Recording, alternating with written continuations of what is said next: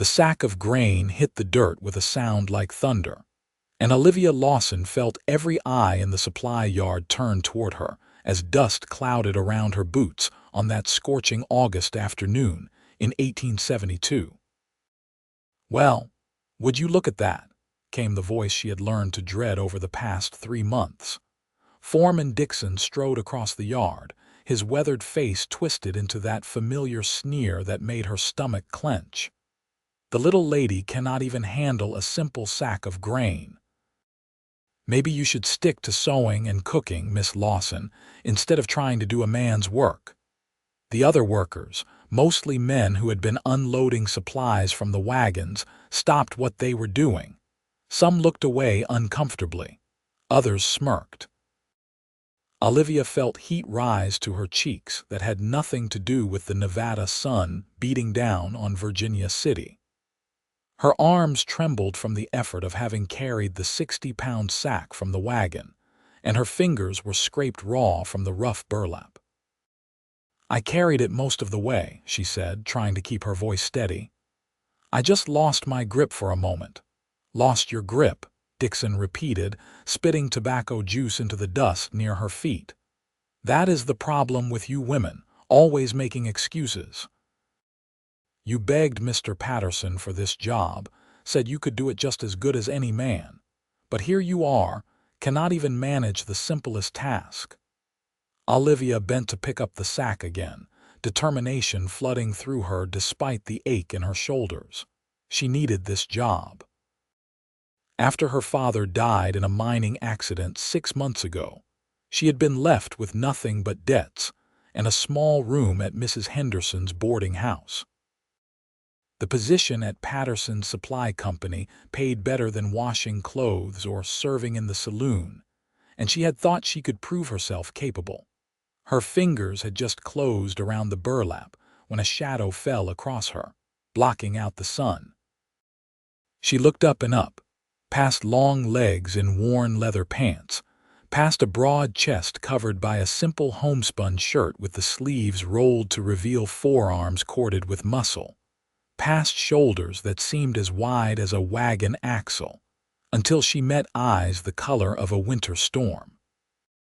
"Let me get that for you, miss," the man said, his voice deep and gentle, completely at odds with his massive frame. He bent down, and Olivia noticed his dark brown hair hung past his collar, tied back with a leather cord, though strands had escaped to frame a face that was all hard angles and sun-weathered skin. He lifted the 60-pound sack with one hand as if it weighed nothing more than a bag of feathers. "Now hold on," Dixon started, but the mountain man turned those storm-gray eyes on him, and the foreman took an involuntary step backward. "Where does this go, miss?" the stranger asked Olivia, ignoring Dixon completely. "The warehouse," she managed, pointing toward the large building at the far end of the yard. "Third row from the left." He nodded and started walking, carrying the sack with an ease that made her 3-month struggle seem ridiculous. Olivia hurried after him, aware of Dixon's furious stare burning into her back. Inside the warehouse, the air was slightly cooler and smelled of grain, dried goods, and wood. The mountain man set the sack down precisely where she indicated, then turned to face her. Up close, she could see the small scar above his left eyebrow, the way his jaw was covered in dark stubble, the sheer size of him. He had to be well over 6 feet tall, with muscles that spoke of years of hard labor in the wilderness. "Thank you," Olivia said, wiping her dusty hands on her work skirt. "You did not have to do that." "I know," he replied, a slight smile tugging at the corner of his mouth. "But it looked like you could use some help, and that foreman looked like he could use some manners." She could not help but smile back. "He has been like that since I started working here.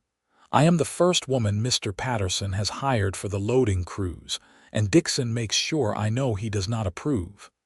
The mountain man frowned, and the expression made him look even more formidable. "You carried that sack from the wagon," That is 60 pounds at least. 62, Olivia said, lifting her chin. I can do it. I just need to build up my strength. I have been doing this for 3 months now, and I am getting better. His expression softened, and he looked at her with something that might have been respect. Most men twice your size would struggle with that weight. The fact that you are trying at all shows more courage than half the workers I saw out there. He extended a large, calloused hand. Name is Owen Keller. I am up from the mountains to get supplies for the winter. She placed her much smaller hand in his, feeling the rough warmth of his palm, the careful way he tempered his obvious strength to shake gently. Olivia Lawson. It is nice to meet you, Mr. Keller, even under these circumstances. Owen, he said. Just Owen. And there is no shame in needing help sometimes, Miss Lawson. We all need it now and then. Before she could respond, Dixon's voice echoed from the warehouse entrance. Lawson. Stop standing around talking. You have 5 more sacks to unload before the noon bell, or you can find yourself another job. Owen's jaw tightened, but Olivia touched his arm quickly. It is all right. I need this position. I cannot afford to make trouble. That is not trouble. That is standing up for yourself, Owen said quietly, but he stepped back, giving her space. But I understand. Sometimes we have to pick our battles. Olivia hurried back outside, where the merciless sun immediately beat down on her again. The wagon still held 5 more sacks of grain, and her arms already felt like lead. She climbed up onto the wagon bed and wrapped her arms around the next sack, feeling the strain in her back as she lifted it. You know what your problem is, Lawson? Dixon called from where he leaned against the fence, watching her struggle. You are too proud to admit you cannot do this. You are going to hurt yourself, and then Mr. Patterson will have to deal with it. Women do not belong doing this kind of work. You should be teaching school or taking in sewing. Olivia gritted her teeth and hauled the sack to the edge of the wagon. Teaching required qualifications she did not have, and sewing paid barely enough to cover her room, let alone her father's debts. She needed this job, needed the money, even if it meant enduring Dixon's constant criticism. She was about to lower herself down when Owen appeared again, materializing beside the wagon like a bear emerging from the forest. I will take those, he said simply. You do not need to, Olivia began. I know I do not need to, Owen interrupted gently. But I am heading into the warehouse anyway to pick up my own supplies. Might as well carry these while I am at it. No sense in making 2 trips when one will do. Before Dixon could protest, Owen had lifted the sack from Olivia's arms and grabbed another with his free hand. He carried both as if they were sacks of down feathers, his powerful shoulders not even straining under the weight. Olivia watched him go, something warm unfurling in her chest that had nothing to do with the heat. Now you have got some man doing your work for you, Dixon sneered. Proves my point exactly, he offered, Olivia said, climbing down from the wagon, and he is getting his own supplies anyway. Excuses, Dixon spat. That is all I ever hear from you, excuses and complaints.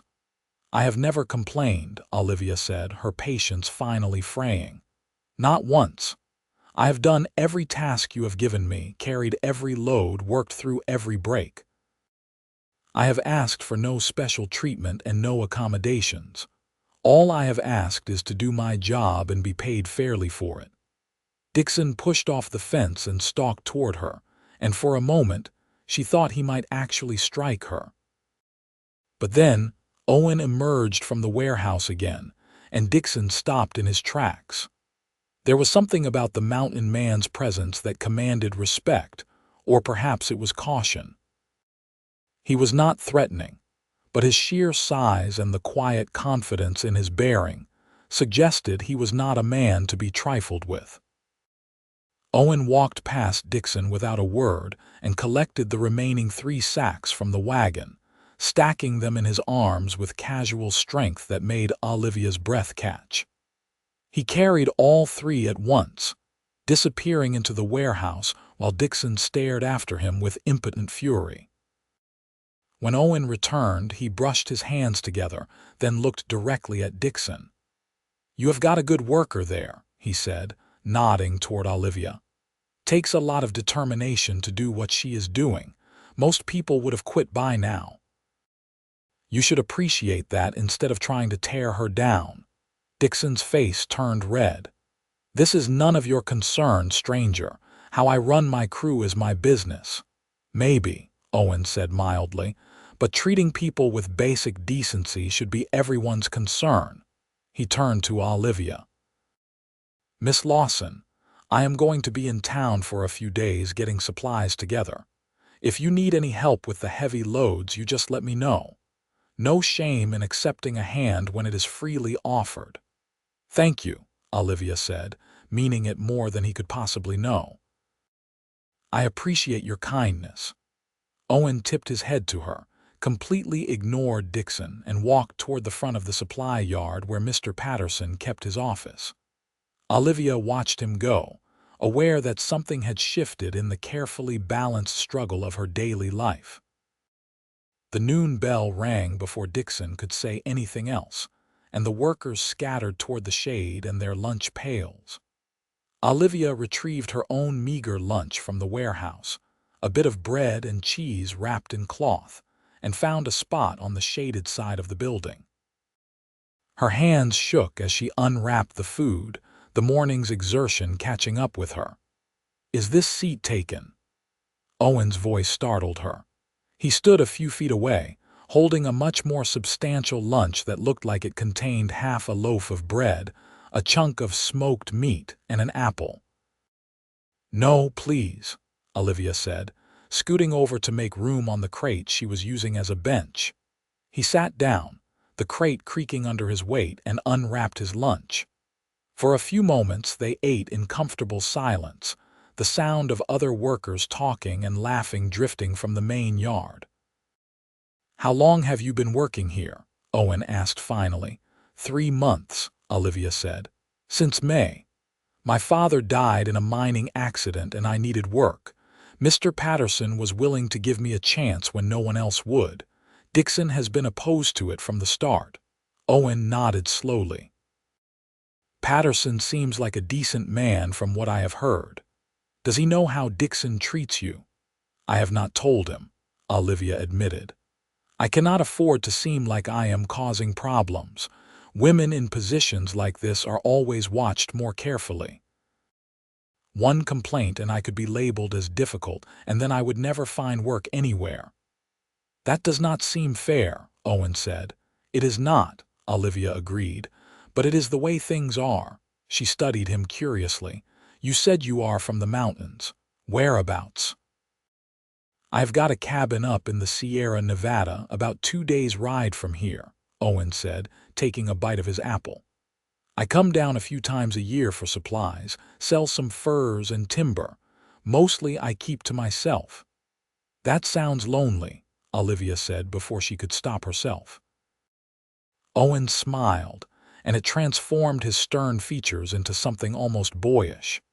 "It can be, but there is peace in the mountains that I have never found in towns. The quiet, the clean air, the way you can see the stars at night without any lamps or buildings blocking the view. It suits me." "I have lived in Virginia City my whole life," Olivia said. "I cannot imagine being that far from people." "You might be surprised," Owen said. "Sometimes distance from people is the best way to understand yourself." He paused, looking at her with those storm-gray eyes. "Though I will admit, it is nice to have a good conversation now and then. Most of the prospectors I meet are only interested in talking about gold and silver." Olivia laughed, a genuine sound that felt rusty from disuse. "Yes, Virginia City does tend to revolve around the mines. My father worked in the Consolidated Virginia mine for 15 years. He loved it, even though it was dangerous. He used to say that digging silver out of the ground felt like magic, turning rock into prosperity. "I am sorry about your father," Owen said gently. "Thank you." Olivia looked down at her hands, at the scrapes and calluses forming on her palms. "He would probably be horrified to see me doing this kind of work. He always wanted me to marry well, have a comfortable life. But after he died, I discovered he had debts I did not know about. Medical bills from when my mother was sick, loans he took out to try to start his own claim. I have been trying to pay them off, little by little."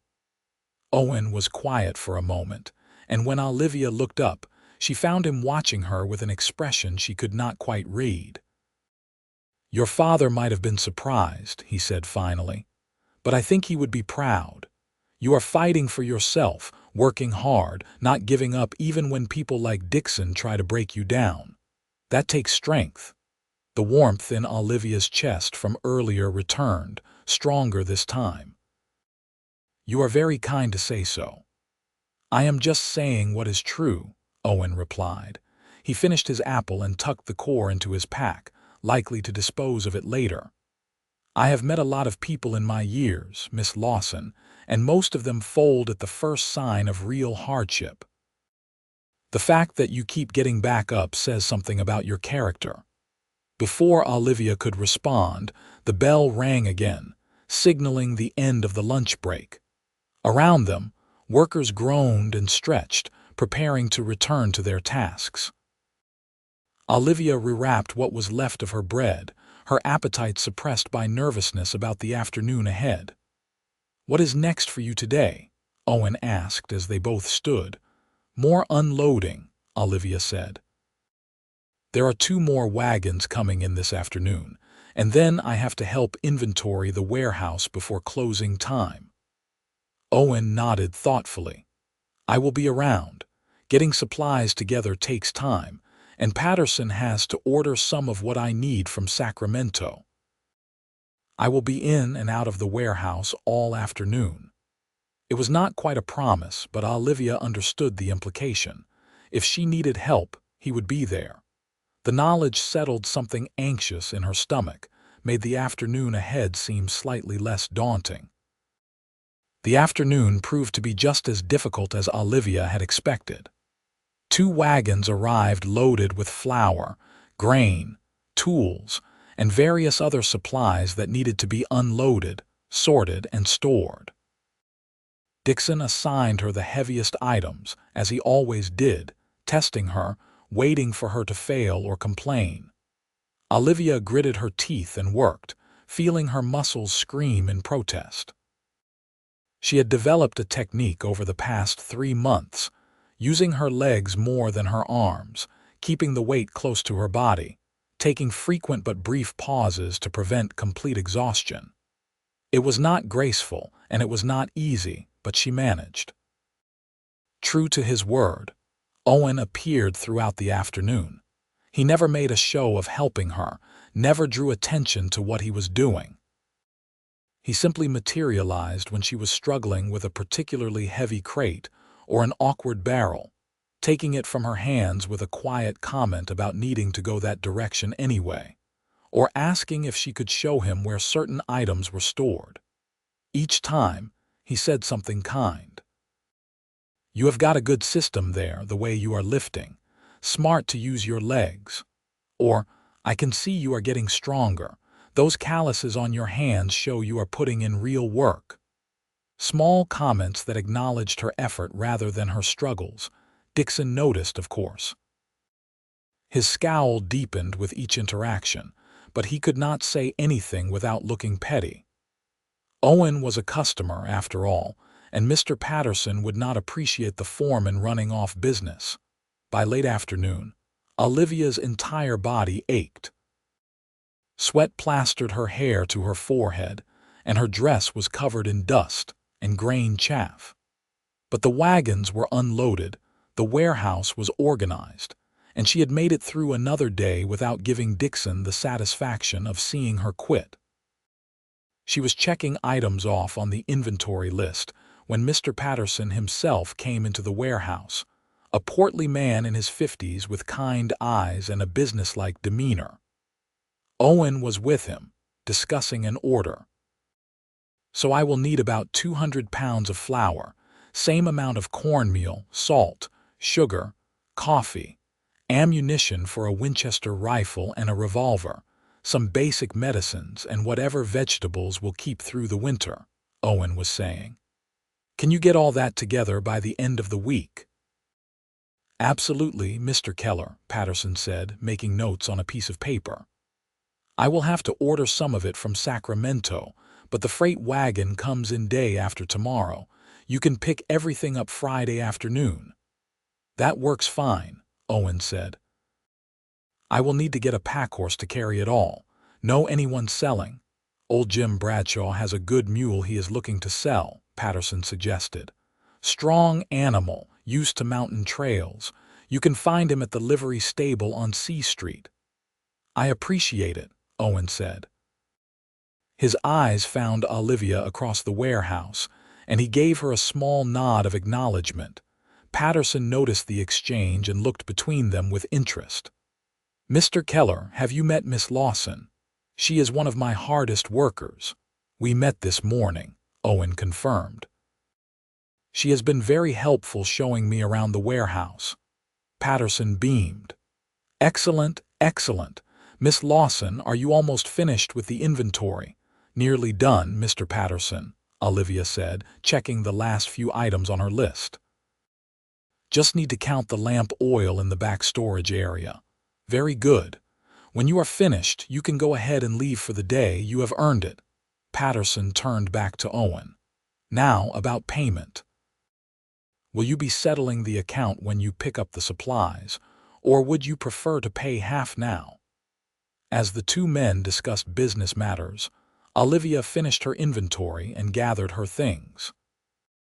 Her body screamed for a hot bath and her bed, but she felt a deep satisfaction at having survived another day. More than survived, she had endured Dixon's mockery and proved she could do the work, even with the obstacles he put in her way. She was heading toward the front gate when Owen caught up with her. "Miss Lawson, wait a moment." Olivia turned, surprised. Up close, even exhausted and aching, she could not help but notice how striking he was. His size should have been intimidating, but somehow it was not. There was a gentleness in the way he moved, a carefulness that suggested he was very aware of his strength and how it might affect others. "I wanted to ask if you would allow me to help you again tomorrow," Owen said. "If you are working, that is. I know I will be coming back to check on my order and discuss a few other things with Mr. Patterson." "You do not have to do that," Olivia said, though part of her desperately hoped he would anyway. "I can manage." "I know you can," Owen said, and there was absolute certainty in his voice. "But that does not mean you should have to prove it every single day. There is a difference between being capable and being treated fairly. That foreman is setting you up to fail, giving you the hardest jobs, the heaviest loads. He is hoping you will break." "I will not," Olivia said fiercely. Owen smiled. "I believe you, but let me help anyway. Not because you cannot do it, but because it is the right thing to do, because everyone deserves to be treated with respect and kindness, and because, if I am being honest, I enjoy your company." The last statement caught Olivia off guard. She felt heat rise to her cheeks that had nothing to do with the sun. "You barely know me." "True," Owen admitted, "but I would like to know you better if you would allow it. I do not meet many people who have your kind of determination and spirit. It is refreshing." Olivia did not know what to say. Men did not usually talk to her like this, did not usually see past the fact that she was a woman doing work they considered inappropriate. Most of the single men in Virginia City were prospectors or miners, rough men interested in quick fortunes and faster women. Owen was different, solid, thoughtful, genuine. "I work every day except Sunday," she finally said. "I will be here tomorrow morning at 6. "Then I will see you tomorrow," Owen said.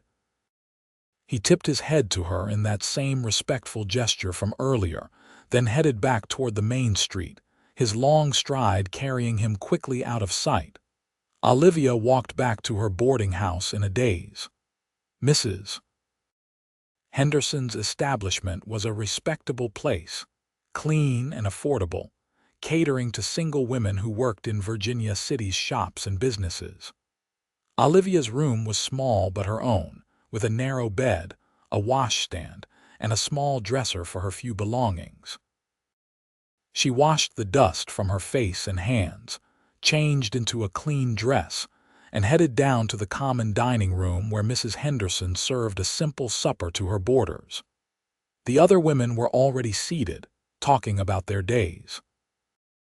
"Olivia, you look exhausted," said Margaret, who worked at the general store. "Was Dixon horrible to you again?" "No worse than usual," Olivia said, taking her seat and accepting a plate of stew and bread from Mrs. Henderson. But something interesting did happen. She told them about Owen, about how he had helped her and stood up to Dixon without making a scene. The women listened with rapt attention, their eyes widening. "A mountain man," breathed Sarah, the youngest of the boarders who worked as a seamstress. "How romantic." "It is not romantic," Olivia protested, though her cheeks flushed. "He was just being kind." "A handsome stranger comes to town and defends you from a bully," Margaret said with a knowing smile. "That sounds romantic to me." "He is not staying," Olivia pointed out. "He is leaving on Friday with his supplies. He lives 2 days' ride from here, up in the mountains." "A lot can happen in a week," Mrs. Henderson said wisely. The older woman had run the boarding house for 20 years and had seen countless romances bloom and fade in Virginia City. And sometimes the best relationships start with simple kindness.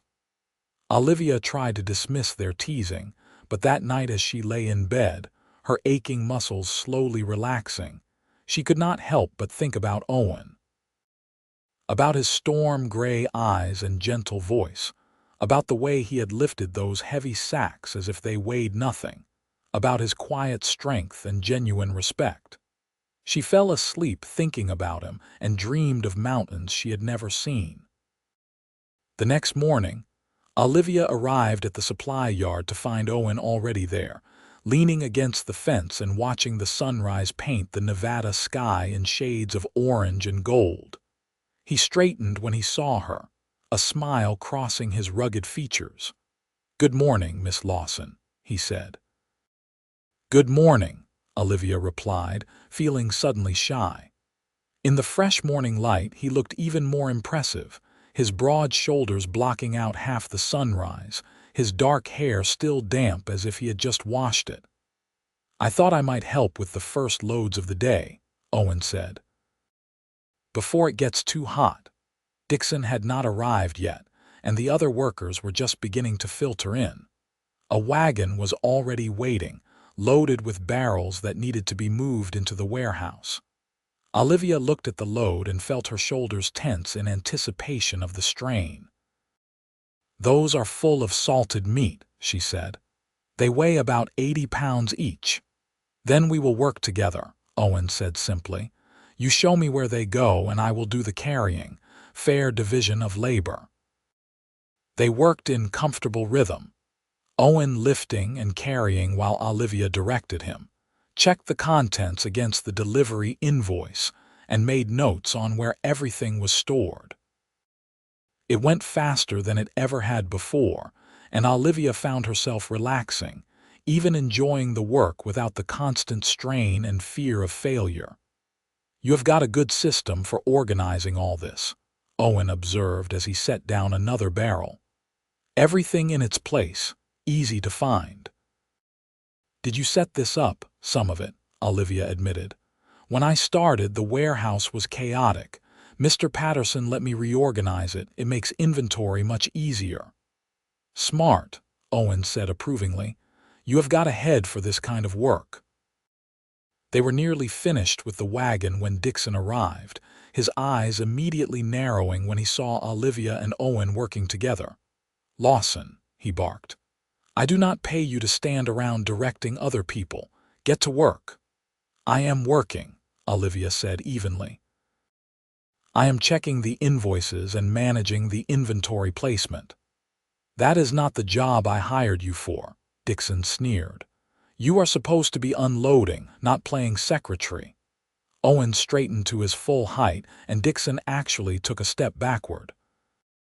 "She is doing exactly what needs to be done," Owen said, his deep voice carrying a note of steel that Olivia had not heard before. "Organizing, tracking, making sure everything is accounted for. That is just as important as the physical labor, probably more so." "You do not work here," Dixon shot back, though he sounded less confident. "You do not get to tell me how to run my crew." "You are right, I do not work here," Owen agreed.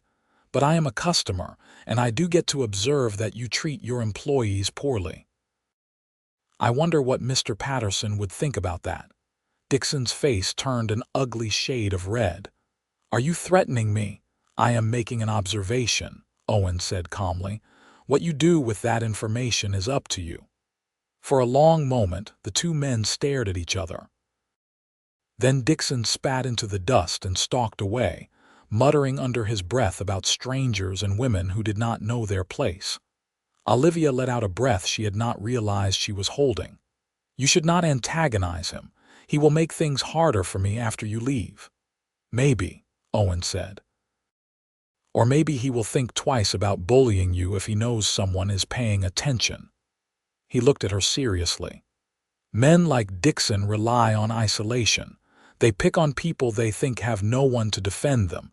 If he knows you have friends, allies, he might back off." "And when you leave on Friday?" Olivia asked quietly. "What then?" Owen's expression softened. "Then you remind him that you know Mr. Patterson values you, that you have other people in this town who respect you, that you are not alone even if I am not here."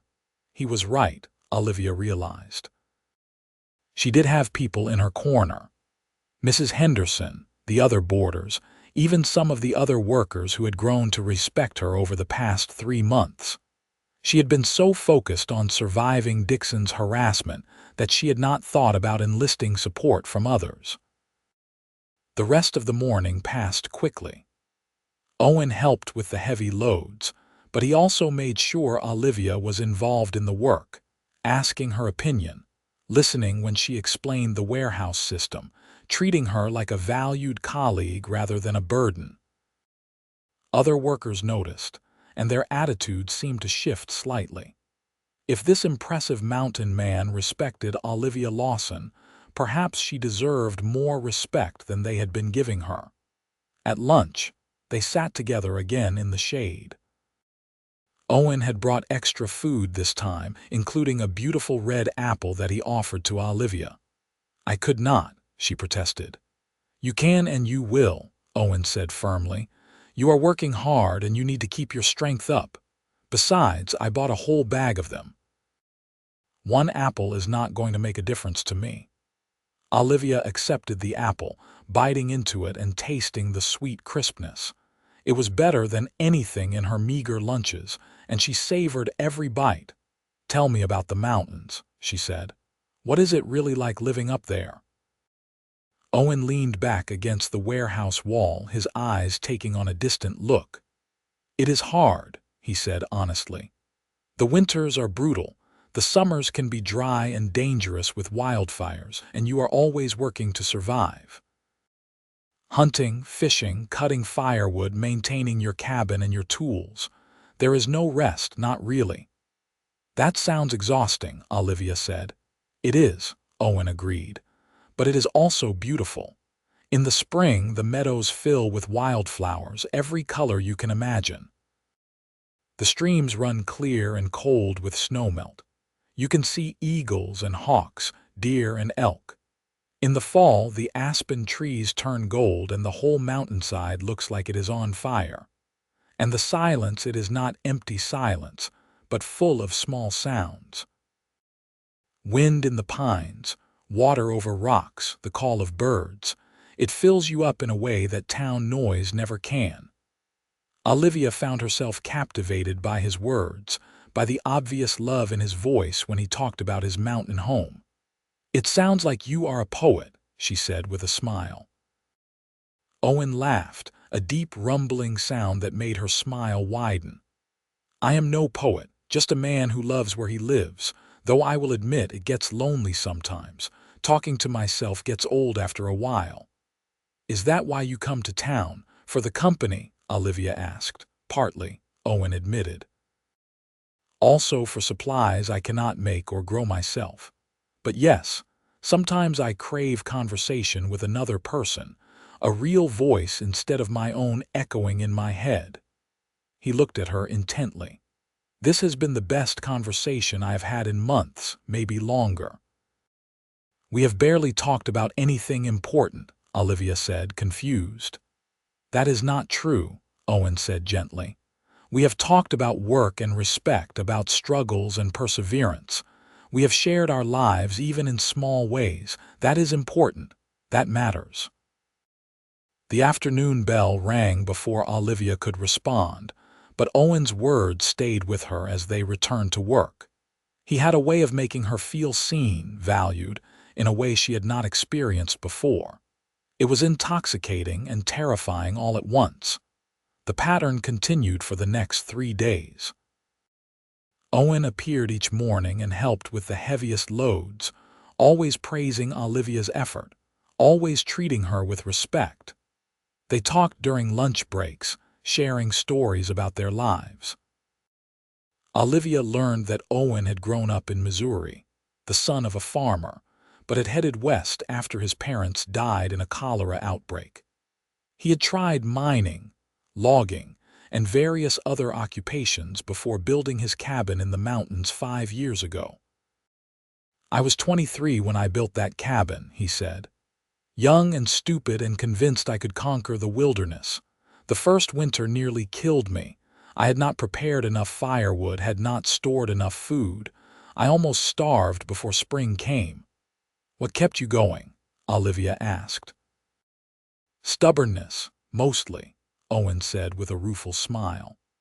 "And the knowledge that if I failed, if I died up there, no one would ever know. That seemed like a terrible waste. So I survived out of spite, I suppose. And then the next year I was better prepared, and the year after that even more so. Now I know what I am doing. Now it is home." Olivia shared her own story in return, talking about growing up as the only child of a miner, about her mother's death from pneumonia when Olivia was 15, about her father's determination to see her married well despite their modest circumstances. "I had a suitor once," she admitted. "Thomas Brennan. He worked as a clerk in one of the mining offices. My father approved of him, thought he would provide a stable life. But Thomas wanted a traditional wife, someone who would stay home and keep house and never question his decisions. When I suggested I might want to keep working after we married, he ended the courtship." "Then he was a fool," Owen said bluntly. "Any man would be lucky to have someone like you. Strong, smart, determined. Those are qualities to treasure, not suppress." Olivia felt her heart skip. "You are very free with your compliments, Mr. Keller." "Owen," he corrected gently. "And I am only saying what is true. You are remarkable, Olivia. I hope you know that." The use of her first name sent a thrill through her. They had been dancing around the growing attraction between them, but this felt like a shift, an acknowledgement of something deeper. "I think you are rather remarkable yourself," Olivia said softly. "I have never met anyone quite like you." Owen's storm-gray eyes locked onto hers, and for a moment the rest of the world seemed to fade away. The heat, the noise, the warehouse, all of it disappeared until there was only the two of them, sitting in the shade, connected by something neither of them could quite name but both could feel. "Olivia," Owen said, his voice rough. "I know I am leaving soon, but I cannot stop thinking about you. I have not been able to think about anything else since the moment I saw you standing in that yard. Determination in every line of your body despite how hard it must have been." You have gotten into my head, into my heart, and I do not know what to do about it." Olivia's breath caught. "I have been thinking about you too," she admitted. "More than I should. More than makes sense for someone I have only known a few days." "Does it have to make sense?" Owen asked. "Sometimes things just are. We feel what we feel." "But you are leaving," Olivia said, the practical part of her mind reasserting itself. "You live 2 days away up in the mountains. I have a job here, debts to pay. We cannot just—" She stopped, not even sure what she was arguing against. "I know," Owen said quietly. "Believe me, I know all the reasons this is complicated, but that does not change how I feel, and I hope you might feel something similar." "I do," Olivia whispered. "I feel like I have known you forever. Like you are someone I have been waiting for without realizing it." Owen reached out slowly, giving her time to pull away, and took her hand in his much larger one. His palm was warm and calloused, his grip gentle despite his obvious strength. "Then let us see where this goes. I do not have all the answers, but maybe we do not need them right now. Maybe we just need to be honest about what we are feeling and figure out the rest as we go." Olivia looked at their joined hands, at the contrast between his size and hers, and felt something settle in her chest. Something that felt like rightness, like coming home to a place she had never been. "All right," she said. "Let us see where this goes." Thursday arrived too quickly. Owen spent most of the day at the supply yard, ostensibly checking on his order but really just spending time near Olivia. They worked together, talked during breaks, and shared increasingly meaningful glances that did not go unnoticed by the other workers. Even Dixon seemed to have backed off slightly. He still gave Olivia the difficult tasks, but his commentary had lessened. Perhaps Owen's presence had actually made a difference. Or perhaps Dixon was simply biding his time until the mountain man left town. That evening, as Olivia was preparing to leave, Owen approached her with a hesitant expression that looked strange on his usually confident face. "Would you have dinner with me tonight?" he asked. "There is a restaurant on B Street, the Silver Queen. Nothing fancy, but the food is good. I would like to spend time with you away from this place if you are willing." Olivia knew she should say no. Going to dinner with a man was a statement, especially in a town like Virginia City, where gossip spread faster than wildfire.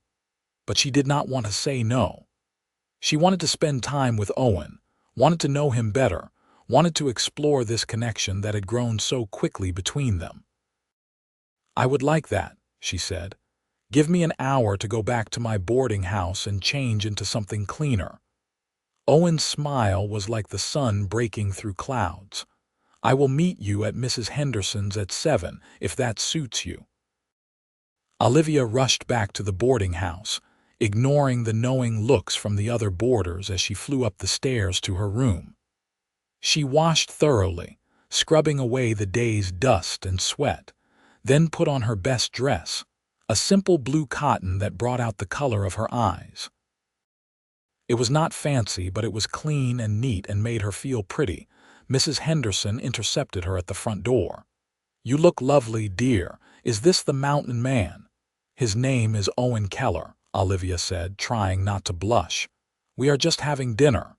"Of course you are, Mrs. Henderson said with a knowing smile. "You be careful now. Mountain men are not like town men. They are wilder, harder to hold." "I am not trying to hold him," Olivia protested. "Maybe not yet," Mrs. Henderson said gently. "But I see how you look when you talk about him. Just guard your heart, dear." "That is all I ask." Owen arrived precisely at 7, looking scrubbed and handsome in clean clothes, his long hair tied back neatly. He had even shaved, revealing the strong line of his jaw. When he saw Olivia, his eyes widened with appreciation. "You look beautiful," he said simply. "Thank you," Olivia replied, feeling warmth spread through her chest. "You clean up rather well yourself." The walk to the restaurant was pleasant, the evening air cooling after the heat of the day. Virginia City was busy as always. Miners coming off their shifts, saloons starting to fill with men looking for entertainment, merchants closing up their shops. Owen walked beside her, not quite touching but close enough that she could feel the warmth radiating from his large frame. The Silver Queen was indeed nothing fancy, but it was clean and respectable, the kind of place where working people could get a good meal at a fair price. Owen pulled out Olivia's chair for her, a gesture that made her feel special and cared for. They ordered roast chicken with vegetables and fresh bread, and as they waited for the food, they continued the conversation that had been building all week. "What will you do with all those supplies you are buying?" Olivia asked. "Survive the winter," Owen said. "November through March, the mountains are mostly impassable. Snow can get 10–15 feet deep. I have to have everything I need to last through that time: food, lamp oil, ammunition for hunting, medicine in case I get sick or injured. It is a lot of planning." "That sounds incredibly isolating," Olivia said.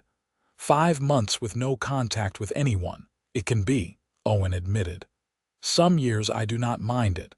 Other years it feels like the walls are closing in. This year I think it will be harder than usual." "Why?" Olivia asked, though she thought she knew the answer. Owen met her eyes across the table. "Because I will be thinking about you, wondering how you are doing, whether Dixon is treating you fairly, if you are safe and happy. That is new for me. I have never left town caring about someone I would be leaving behind." Olivia's heart pounded. "I will be thinking about you too, worrying if you have enough firewood, if the hunting is good, if you are lonely." "Maybe I do not have to be," Owen said slowly. "Lonely, I mean. Maybe there is another option." "What do you mean?" Olivia asked. Owen took a deep breath. "Come with me to the mountains. Be with me." Olivia stared at him, certain she had misheard. "What? I know it is sudden," Owen said quickly. "I know we have only known each other a few days. But Olivia, I have never felt this way about anyone. You are strong and smart and brave, and I think you could build a good life in the mountains. With me, if you wanted to." "You are asking me to give up everything," Olivia said, her mind reeling. "My job, my home, my life here. To go live in a cabin in the wilderness with a man I barely know." "I know it is asking a lot," Owen said. "Maybe too much, but I had to ask. I had to at least give you the choice. Because the thought of leaving you here, of never seeing you again except maybe a few times a year when I come for supplies, I cannot bear it." The food arrived, interrupting the intense moment. Olivia picked at her chicken, her appetite gone, her mind whirling. Owen's proposal was insane, completely impractical. She would be giving up her independence, the job she had fought so hard for, the security of the boarding house and her friends. But she would also be gaining something. A life with a man who respected her, who saw her strength as an asset rather than a flaw, who made her feel valued and cherished. A chance at happiness, at love, at building something meaningful. "I cannot give you an answer right now," Olivia said finally. "This is too important, too life-changing. I need time to think." "Of course," Owen said, though disappointment flickered in his eyes. "Take all the time you need. I'm not picking up my supplies until tomorrow afternoon. If you decide yes, if you want to come with me, just say the word and we will figure out the details together. If you decide no, I will understand. I will not pressure you or make you feel guilty. This has to be your choice." They finished dinner in a quieter mood, the easy conversation from before replaced by thoughtful silence. Owen walked Olivia back to the boarding house, and at the front door, he took her hand. "Whatever you decide, I want you to know that this week with you has been the best week I have had in years," he said softly. "You have reminded me that there is more to life than just surviving. You have made me want things I had given up on. Thank you for that." Before Olivia could respond, Owen leaned down and pressed a gentle kiss to her forehead. It was chaste, respectful, but it still sent shivers through her entire body. Then he was gone, walking back toward the boarding house where he was staying, leaving Olivia standing on the porch with her thoughts in chaos. She barely slept that night. Every time she closed her eyes, she saw two possible futures. In one, she stayed in Virginia City, kept her job at the supply yard, eventually paid off her father's debts, and maybe, eventually, found someone else to share her life with. It was safe, predictable, the sensible choice. In the other future, she went with Owen to the mountains. She learned to live in the wilderness, to survive and thrive in that harsh, beautiful place.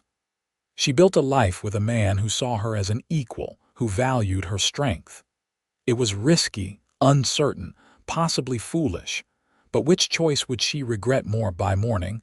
Olivia still had not decided. She went to work in a daze, barely noticing the loads she was unloading, the tasks Dixon assigned her. Owen did not come to the supply yard that morning, giving her space to think, and his absence felt like a hole in her day. At lunch, Olivia sat alone, staring at her bread and cheese without seeing them. Margaret found her there. "You look like you have the weight of the world on your shoulders," Margaret said, sitting down beside her. "Want to talk about it?" Olivia found herself pouring out the whole story: Owen's proposal, her confusion, her fear of making the wrong choice. Margaret listened without interrupting, and when Olivia finally fell silent, her friend was quiet for a long moment. "I cannot tell you what to do," Margaret said finally. "But I can tell you what I see. I see a woman who has been fighting to survive, to prove herself, to live up to expectations and pay off debts that are not really hers. When was the last time you did something just because it made you happy? When was the last time you chose yourself, your own joy, over duty and responsibility?" "I do not know," Olivia admitted. "Maybe that is the real question," Margaret said gently. "Not whether going with Owen is practical or sensible, but whether it is what you want. What you really, truly want in your heart, because life is short, Olivia. Your father's death proved that. We do not get unlimited chances at happiness. Sometimes we have to grab them when they appear, even if the timing is not perfect." Olivia thought about that all afternoon. What did she want? Not what was sensible, not what was expected, but what did her heart crave? The answer, when it came, was simple and terrifying. She wanted Owen. She wanted the life he was offering, the partnership, the adventure. She wanted to wake up every morning next to a man who saw her as strong rather than weak, who praised her efforts rather than mocking her failures. She wanted to build something meaningful with someone who valued her. But what about her debts? What about the job she had fought so hard for? As if summoned by her thoughts, Mr. Patterson called her into his office late that afternoon. Olivia went nervously, wondering if Dixon had finally convinced him to fire her. Instead, Patterson gestured for her to sit and looked at her kindly. "Miss Lawson, I wanted to talk to you about your future here at the supply company." Olivia's stomach dropped. "If this is about Dixon's complaints—" "This is not about Dixon," Patterson interrupted. "Well, not exactly.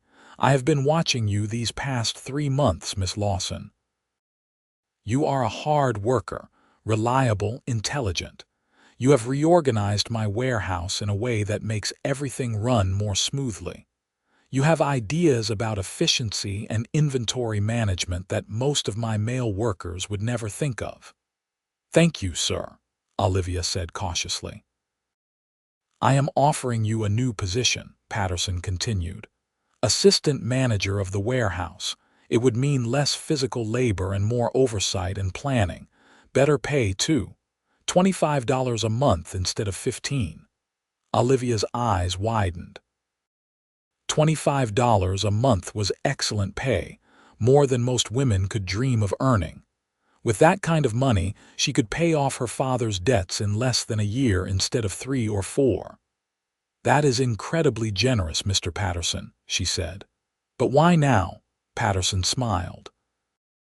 "Because I recognize talent when I see it, and because I have come to realize that gender has nothing to do with capability. You have proven yourself more than capable. The question is, are you interested?" It was the opportunity Olivia had been working toward, the recognition she had craved. It solved her financial problems and validated all her struggles. It was everything she thought she wanted, so why did it feel hollow? "Can I have until tomorrow to give you my answer?" Olivia asked. Patterson looked surprised but nodded. "Of course. Take the evening to think about it. Let me know in the morning." Olivia left the office in a daze. She had two incredible offers, two completely different paths forward. She could stay in Virginia City with a good job and financial security, or she could go with Owen to an uncertain future in the mountains. That evening she went to see Owen at his boarding house. He answered the door looking haggard, as if he had slept as little as she had. "Olivia," he said, hope and fear warring in his expression. "Can we talk?" she asked. They walked to the edge of town, where the buildings gave way to sagebrush, and the vast Nevada landscape stretched out under a sky turning pink and gold with sunset. Olivia told him about Patterson's offer, about the choice she now faced.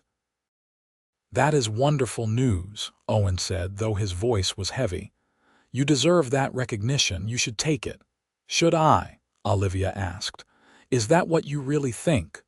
Owen was silent for a long moment. "I think you should do what makes you happy," he said finally. "If that is staying here and building a career, then you should absolutely do that. I will not lie and say I would not be heartbroken, but your happiness matters more than my desires." "What if what makes me happy is being with you?" Olivia asked softly. Owen turned to look at her, and the naked hope in his eyes made her breath catch. "Then I will spend every day of my life making sure you never regret that choice. I will work to be worthy of the trust you are placing in me.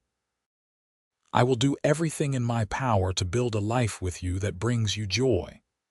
"I am scared," Olivia admitted. "I have never done anything this impulsive, this risky. What if I cannot handle mountain life? What if I fail?" "Then we will figure it out together," Owen said. He took her hands in his, engulfing them completely. "Olivia, I am not asking you to be someone you are not. I am asking you to be exactly who you are: strong, determined, resourceful in a different place. And I will be there with you every step of the way. You will not be alone in this." Olivia looked up at him, at this massive, gentle man who had appeared in her life like a force of nature. She thought about the past 3 months of struggle, of proving herself day after day to people who did not want to see her succeed. She thought about the years stretching ahead if she stayed, comfortable perhaps, but always fighting to be taken seriously in a world that did not value women's strength. Then she thought about waking up in a mountain cabin with Owen beside her, learning new skills, building a partnership based on mutual respect, and growing love. She thought about the wildflowers he had described, the golden aspens, the clean silence broken only by natural sounds. She thought about being valued not for her ability to conform, but for her willingness to try, to learn, to persevere. "I will need to settle my affairs," Olivia said. "Tell Mr. Patterson I am leaving, pay what I can on my father's debts, say goodbye to my friends." It took a moment for her words to register. When they did, Owen's face transformed with pure joy. "You mean it? You are coming with me?" "I am coming with you," Olivia confirmed, and then she was in his arms, lifted off her feet as Owen spun her around, laughing with delight. When he set her down, his eyes were suspiciously bright. "I will take care of you," he promised. "I will make sure you have everything you need. We will take care of each other," Olivia corrected gently. "That is what partners do." Owen kissed her then, a real kiss, gentle but passionate. his large hands cupping her face with infinite care. Olivia felt like she was falling and flying at the same time, terrified and exhilarated, stepping off a cliff into the unknown. The next morning, Olivia told Mr. Patterson she would not be taking the position. He was disappointed but understanding, especially when she explained she was leaving Virginia City to start a new life. "I hope you find happiness, Miss Lawson," Patterson said kindly. "You have certainly earned it, and if things do not work out, if you ever need a position again, you come see me. I will always have a place for a worker of your caliber." Olivia thanked him, touched by his generosity. She used her final pay and what little savings she had to make a payment on her father's debts, explaining to the creditors that she was leaving town. Most were understanding, agreeing to consider the debts satisfied given the circumstances. Her father had been well liked, and they did not see the point in pursuing his daughter across the territory. Saying goodbye to Mrs. Henderson and the other boarders was harder. The women had become her friends, her support system during the difficult months after her father's death. "You write to us," Margaret insisted, hugging Olivia tightly. "Let us know how you are doing. Promise me." "I promise," Olivia said, blinking back tears. "I will write whenever Owen comes to town for supplies."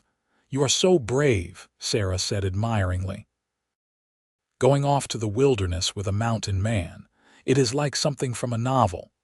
"It feels more real and more frightening than any novel," Olivia admitted. "But I think it is the right choice. I think he is the right choice." Mrs. Henderson gave her a package wrapped in brown paper. "Some things for your new home, practical things you will need, and a few luxuries to remind you that you are not just surviving but living." Olivia hugged the older woman, overwhelmed by her kindness. "Thank you for everything, for giving me a safe place to live, for your wisdom and support." "You take care of yourself, dear," Mrs. Henderson said. "And if that mountain man does not treat you right, you come straight back here. You will always have a home with me." Owen had spent the morning buying additional supplies, things he had not planned on needing, but would now require for 2 people instead of 1. More flour, more coffee, warmer clothes for Olivia, an extra rifle and ammunition so she could learn to hunt. When Olivia met him at the supply yard, he had 2 horses and a heavily laden mule, all packed and ready to go. He had also brought something unexpected, a beautiful buckskin mare with a gentle eye. "She is yours," Owen said, handing Olivia the reins. "Her name is Honey, and she has the sweetest temperament of any horse I have ever met. She will take care of you on the trail." Olivia stroked the mare's soft nose, feeling tears prick her eyes. "Owen, this is too much." "It is not nearly enough," Owen said seriously. "You are giving up everything to come with me. The least I can do is make sure you have a good horse under you."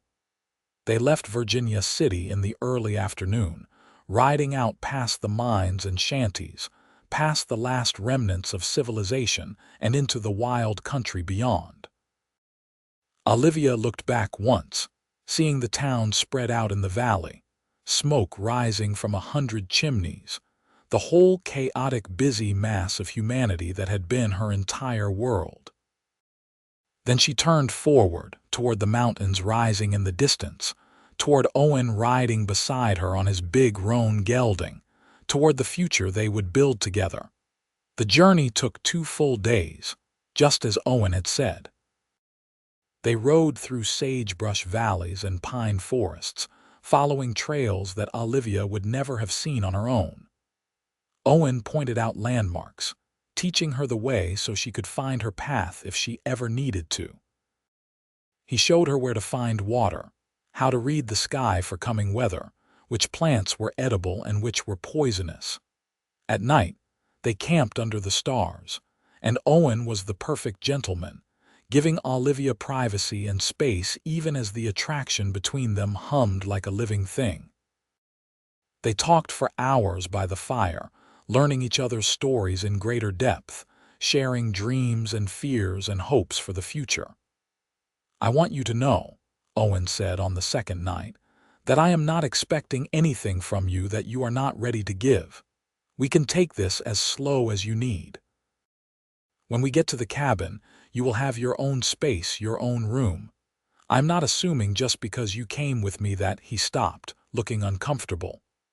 "Owen," Olivia said gently, "I know what kind of man you are. I trust you. We will figure things out together in our own time." The cabin appeared late on the second afternoon, nestled in a small valley surrounded by towering pines. It was larger than Olivia had expected, built from sturdy logs with a stone chimney and glass windows that must have been hauled up from town at great expense. A stream ran nearby, its water crystal clear and cold. "It is beautiful," Olivia said, taking in the view. Mountains rose on all sides, their peaks still holding snow even in late August. The air smelled clean and sharp, nothing like the dust and smoke of Virginia City. "It is home," Owen said simply. He helped her down from Honey, his hands strong and steady at her waist. "Come on, I will show you around." The interior of the cabin was surprisingly well appointed. A large stone fireplace dominated one wall, with a cooking area nearby equipped with a good iron stove. There was a table and chairs, shelves filled with books and supplies, comfortable furniture that looked handmade. And in the back, separated by a partial wall, 2 bedrooms. "I built the second bedroom last year," Owen said, looking slightly embarrassed. "I told myself it was for storage, but I think I was hoping, even then, that someday I might have someone to share this place with." Over the following weeks, Olivia learned to live in the mountains.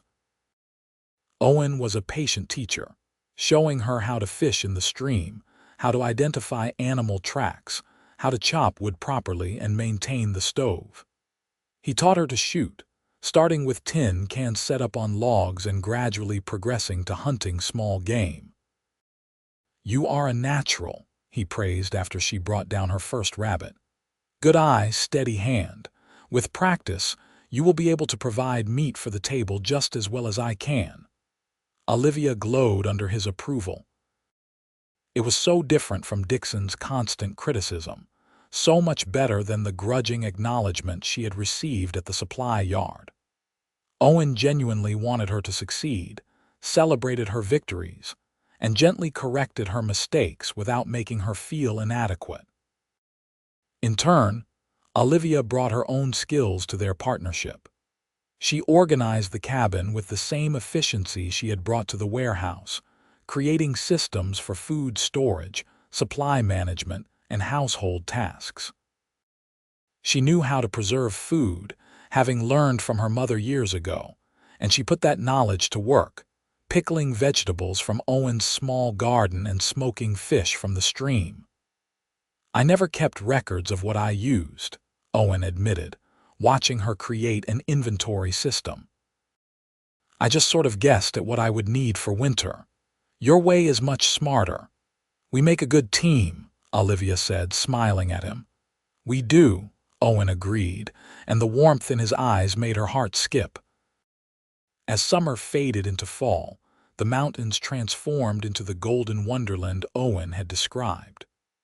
Olivia spent hours exploring, always staying within sight of the cabin as Owen had insisted, marveling at the beauty around her.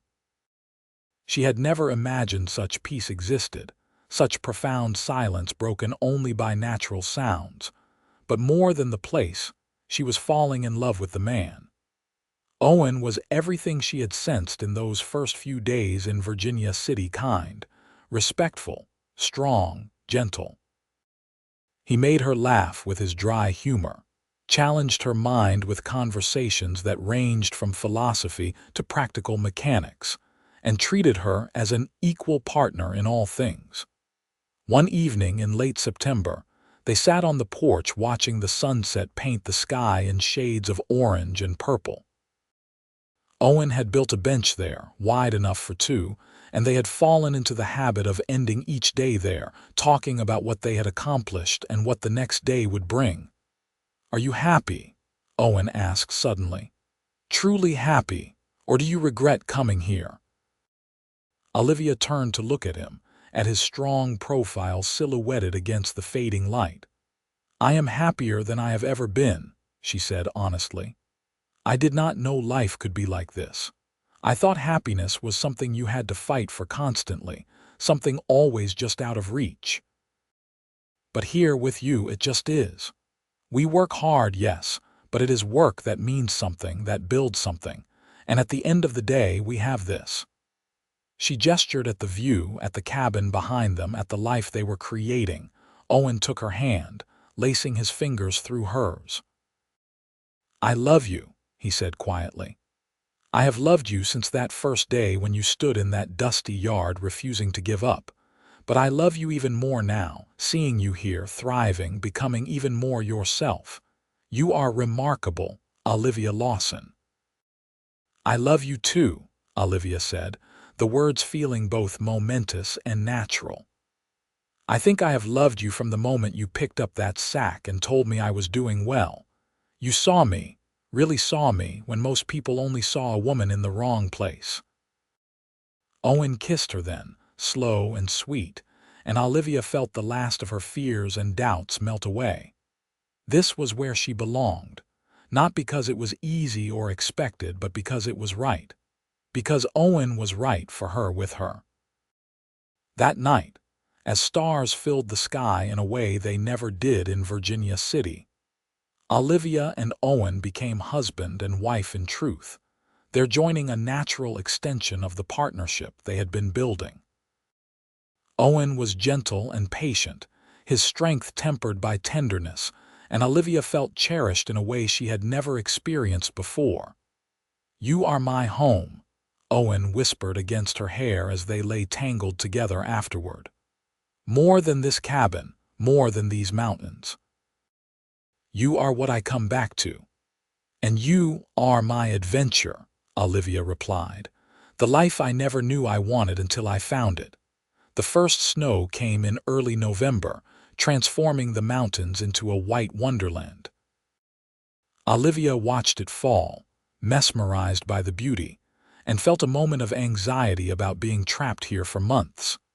But Owen had prepared well, and with her organizational skills, they had everything they needed and more.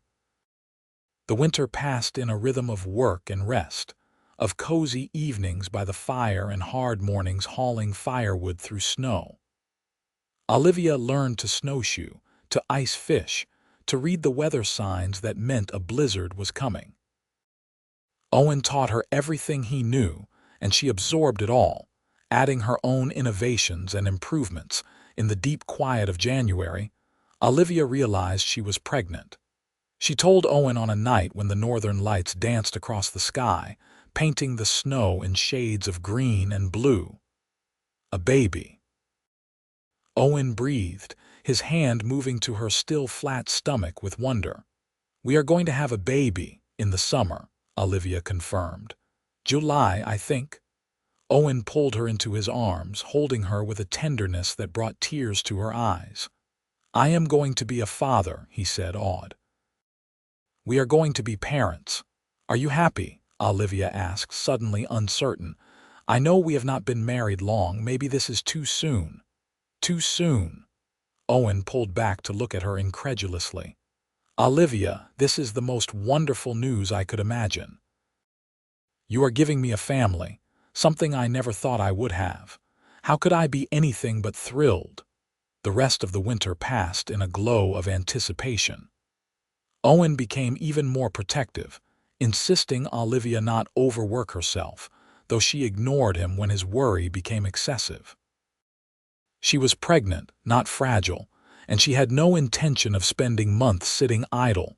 Spring brought the thaw, and with it, new life everywhere. Wildflowers carpeted the meadows just as Owen had described, and Olivia walked through them feeling her child move inside her, marveling at the miracle of it all.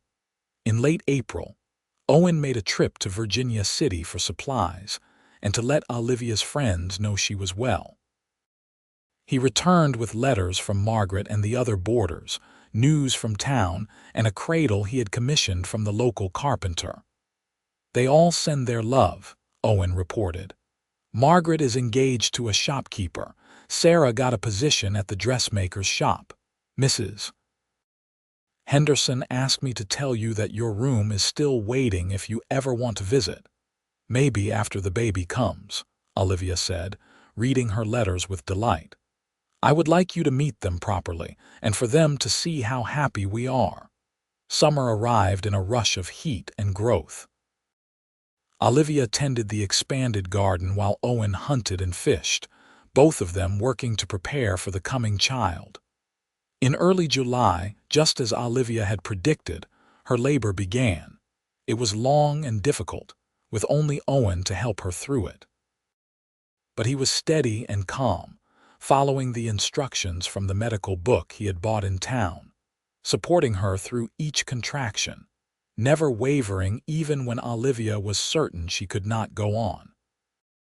Finally, as dawn broke over the mountains, their son entered the world with a lusty cry that echoed through the cabin.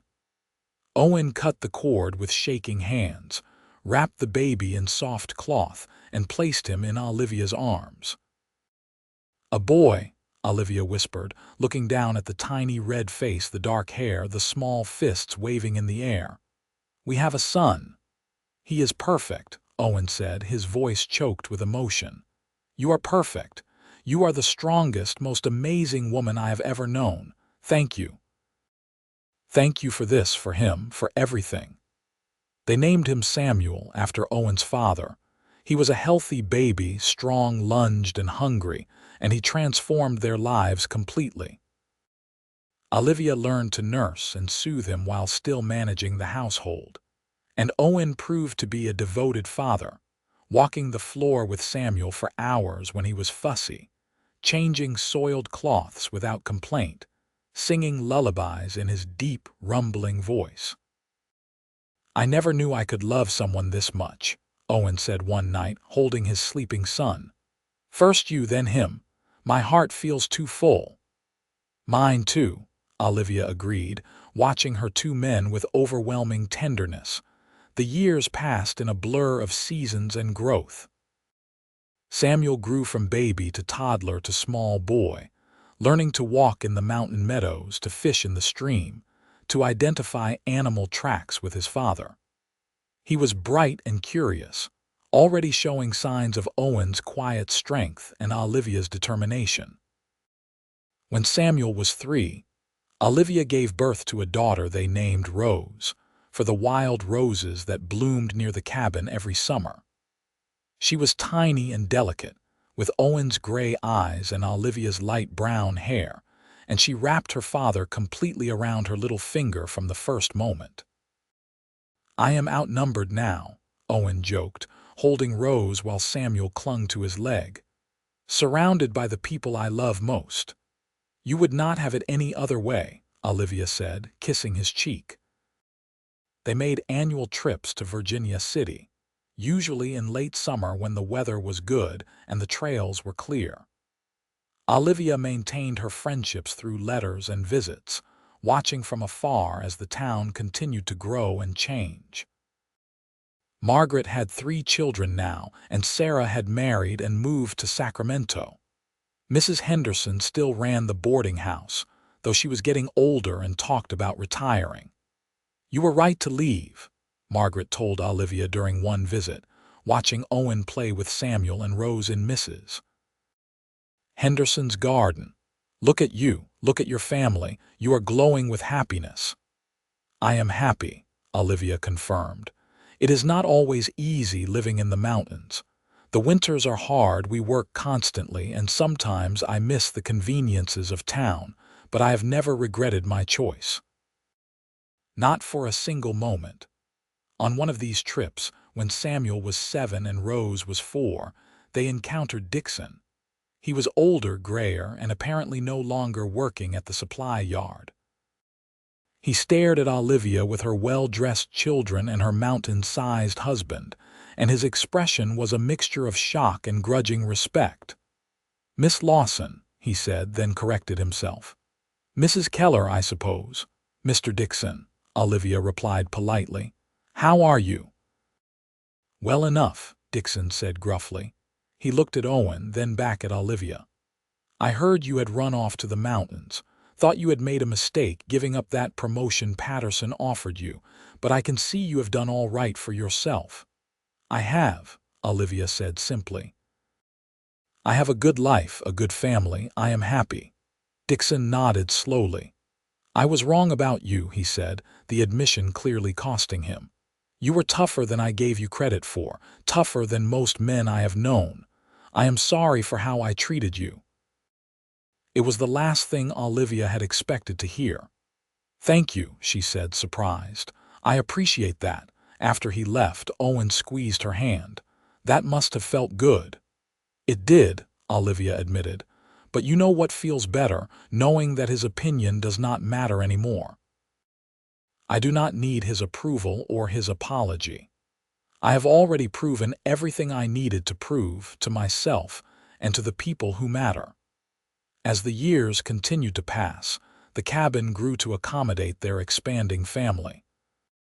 Owen added another room when Olivia became pregnant with their third child, a second son they named Jacob. He was followed 2 years later by another daughter, Lily. And then finally, when Olivia was 32, by their youngest, a son they named Thomas. The cabin that had once housed just Owen now rang with the sounds of 5 children playing, arguing, learning, and growing. The valley had become a true homestead, with expanded gardens, a chicken coop, a small barn for the horses and the milk cow they had acquired, and various other improvements. Olivia taught all the children to read and write, using the books Owen had collected over the years and new ones they bought on their annual trips to town. She made sure they understood mathematics, history, and natural science. Owen taught them practical skills: hunting, fishing, tracking, woodworking, how to survive in the wilderness.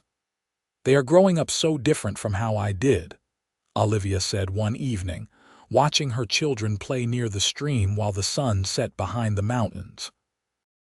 "Wild and free, comfortable in nature, self-sufficient." "You think that is bad?" Owen asked, concerned. "No," Olivia said quickly. "I think it is wonderful. They have skills I never dreamed of at their age. Samuel can bring down a deer at 100 yards. Rose can identify every edible plant in these mountains. They are strong and capable and confident. That is because of what we have built here, the life we have given them." "The life you chose," Owen corrected.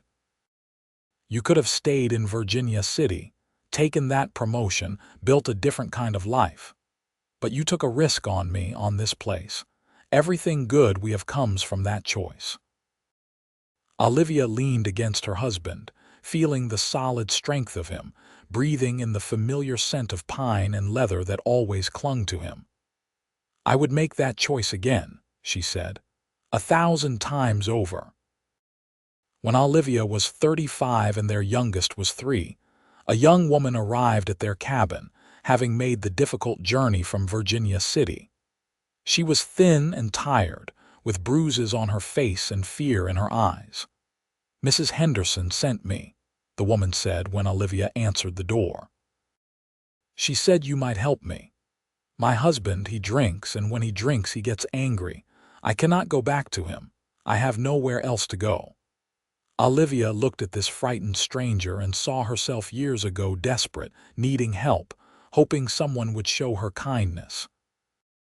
She brought the woman inside, fed her, listened to her story, and gave her a safe place to rest. "We will help you," Olivia promised. "You can stay here as long as you need, and when you are ready, we will help you figure out what comes next." The woman, whose name was Catherine, stayed for 3 months. In that time, she learned from Olivia and Owen, gaining strength and confidence. She learned to shoot, to fish, to defend herself.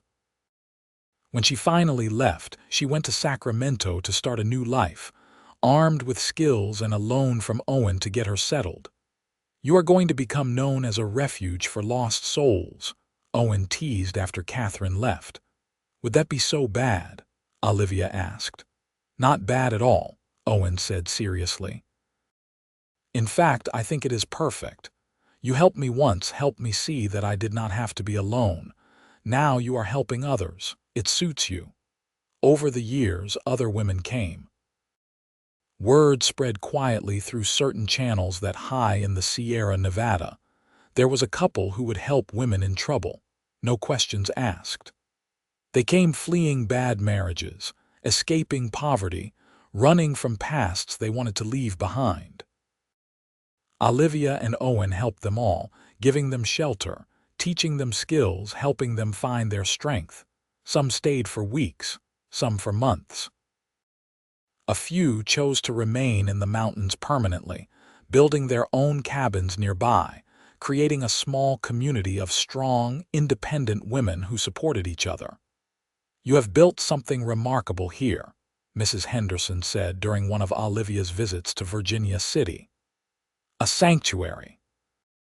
A place where women can become who they are meant to be." "It is what you did for me," Olivia said. "You gave me a safe place when I needed it most. I am just passing that gift forward." As Olivia approached 40, she took stock of her life with a sense of deep contentment. Her children were growing into remarkable people. Samuel, now 15, was already as tall as his father and nearly as strong. Rose was 11, with her mother's intelligence and her father's love of the wilderness. Jacob, at 9, was the gentle soul of the family, always bringing home injured animals to heal. Lily, 7, was fierce and fearless, already an excellent shot. And little Thomas, now 5, was curious about everything, asking endless questions that Olivia delighted in answering. Owen had aged well, his dark hair now shot through with silver, his face more lined but still handsome. He moved with the same quiet strength, still carried heavy loads without effort, still made Olivia's heart skip when he smiled at her across the room. "We have built a good life," Olivia said one evening, sitting on their porch bench while the children played in the fading light. "Better than I ever imagined possible." "We have," Owen agreed. He put his arm around her shoulders, pulling her close. "I think back to that day in Virginia City when I saw you drop that sack and Dixon mocking you. I almost did not interfere. I almost walked past, thinking it was not my business." "I am glad you did not," Olivia said fervently. "Me too," Owen said. "Best decision I ever made was helping you that day. Led to the best week of my life, which led to the best years of my life. You are everything to me, Olivia. My partner, my love, my home. I hope you know that."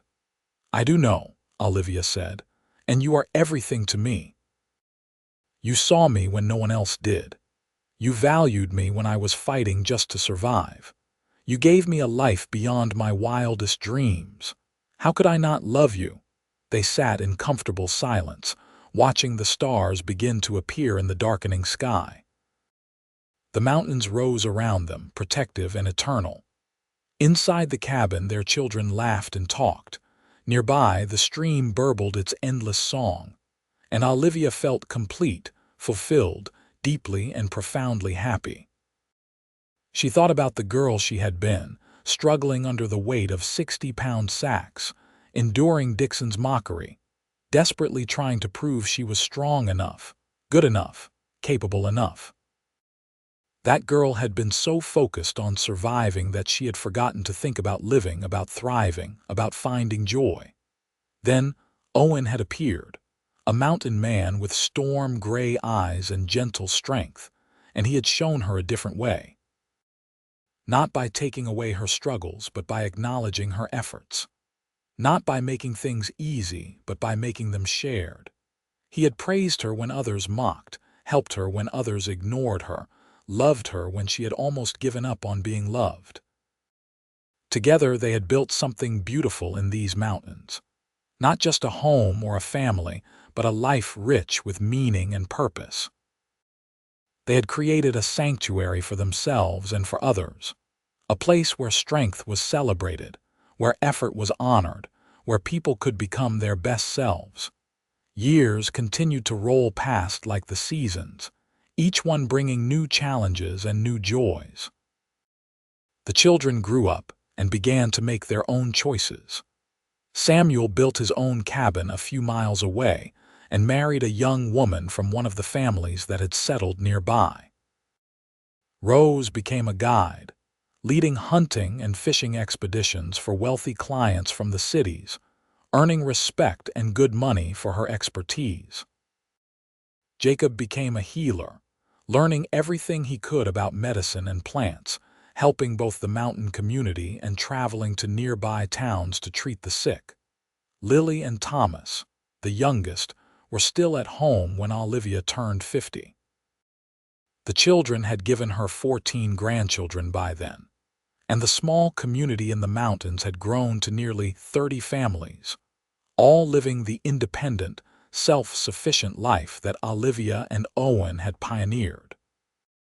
On Olivia's 50th birthday, the entire community gathered at their cabin for a celebration.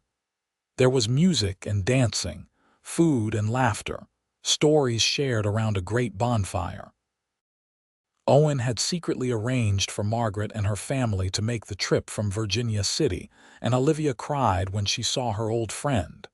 "Look at you," Margaret said, hugging Olivia tightly. "You have barely aged. Mountain life agrees with you." "I am happy," Olivia said simply. "That makes all the difference." As the celebration wound down and people began to head home, Owen took Olivia's hand and led her away from the crowd, up to a small rise that overlooked their valley. The cabin lights twinkled below, and they could hear the faint sounds of laughter and music. "I have been thinking about that day we met," Owen said. "How you were struggling with that sack, how Dixon was mocking you, how I nearly walked past, and I realized something." "What is that?" Olivia asked, curious. "You did not need me to rescue you," Owen said. "You were already saving yourself every single day. You were already strong, already determined, already remarkable. All I did was see it and say it out loud. The real miracle is not that I helped you, but that you let me be part of your journey." Olivia felt tears prick her eyes. "Owen, let me finish," he said gently. "You gave up everything for me, your job, your home, your whole life in Virginia City. You took a chance on a mountain man you barely knew, and you never, not once in all these years, made me feel like you regretted it. You built this life with me, raised our children, created this community. You are the strongest person I have ever known, and I am so grateful that you chose me." "Of course I chose you," Olivia said, her voice thick with emotion. "You were the first person who saw me as I really was, who valued my strength instead of being threatened by it, who wanted me to succeed, not to fail. How could I not love you? How could I not choose a life with you?" They kissed as they had countless times over the past decades, but it still felt new, still sent warmth flooding through Olivia's chest. This was love, she thought. Not the grand romantic gestures, not the easy moments, but this, the everyday choice to stand together, to support each other, to build something meaningful side by side. When they finally returned to the party, hand in hand, their children and grandchildren surrounded them, and Olivia felt overwhelmed by the abundance of her life. All of this, the family, the community, the love, had started with one moment of kindness in a dusty Virginia City supply yard. Owen had carried her loads when she was struggling, praised her effort when others mocked her, and shown her that she did not have to face the world alone. In return, she had given him a family, a purpose beyond mere survival, and a love that had sustained them through decades of joy and hardship. As Olivia looked around at the faces of the people she loved, at the mountains rising in the background, at Owen's strong profile beside her, She felt a deep and abiding gratitude. This was what happiness looked like. Not perfection, but partnership. Not ease, but effort shared. Not security, but the adventure of building something beautiful together. The stars came out above them, brighter than they ever were in the cities, painting the sky with diamond light. The music played on. The children laughed.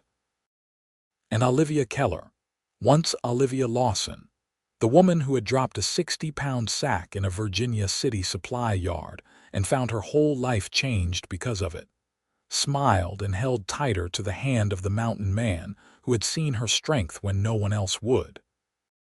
She had dropped that load all those years ago, but she had gained so much more. She had gained a partner, a family, a home in the wilderness, and a life beyond her wildest dreams. And it had all started with one simple act of kindness, with Owen stepping forward and saying, "Let me get that for you."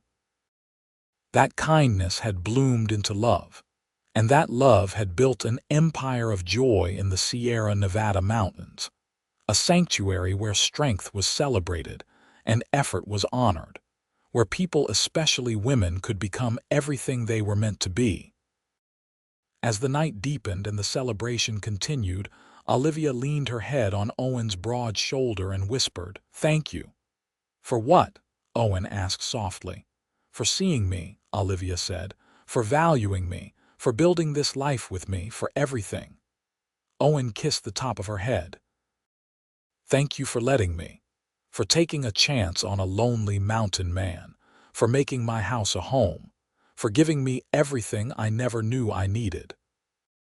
And there, under the stars in the mountains they loved, surrounded by the family and community they had built together, Olivia and Owen stood together as they always had, equal partners, devoted lovers, and best friends who had found each other against all odds and built something beautiful that would last for generations to come.